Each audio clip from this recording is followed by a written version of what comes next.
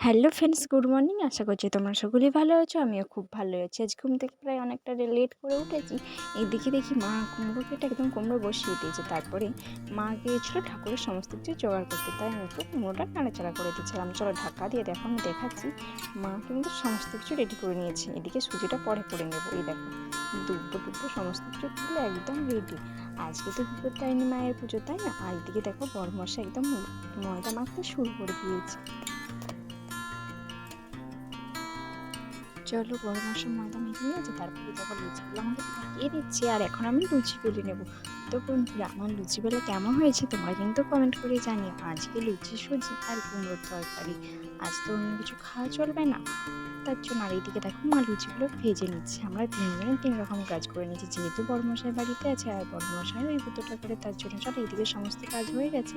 এরপর আমি এই কলাগুলোকে একটু বাইক দিয়ে রাখবো। জানো তো বন্ধুরা, এই কাণ্ডটা তো কিছুদিন আগে আমাদের গাছে হয়েছিল, তো তাই আমি পুজোর জন্য রাখা হয়েছিল, তো হয়ে গেছে পুরো। এই তো আজ বিপদ থাকলে না, তারিণী মায়ের কাছে আমি সকলের জন্য প্রার্থনা করি, মা সকলকে তুমি ভালো রেখো, সকলের মঙ্গল করো। আর জানো তো বন্ধুরা, এই ব্রতটা আমরা সকলেই করি।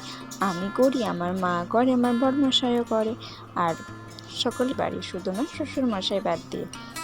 তো চলো, পুজো টুজো করিয়ে নিয়ে এসেছিলাম, তারপরে খাওয়া দাওয়া করে নিয়েছিলাম। জানো তো বন্ধুরা, সেই সব কিছু আর তোমার সাথে শেয়ার করি না, প্রায় অনেকটা বেলা হয়ে গেছিলো, তার জন্য। তাই এগুলো আমি এখন কলাগুলো গুছিয়ে রেখে দিই। তো চলো, তখন গুছোতে রেখে দিয়ে চলে গেছিলাম, তার জন্য আর কুছ করা হয় না। তো বন্ধুরা, ভিডিওটা আজকে তোমাদের কেমন লাগলো? যদি ভিডিওটা ভালো লেগে থাকে লাইক কমেন্ট শেয়ার করো। দেখা হচ্ছে পরের ভিডিও, তাই না? তো চলো, এখনের মতন টাটা।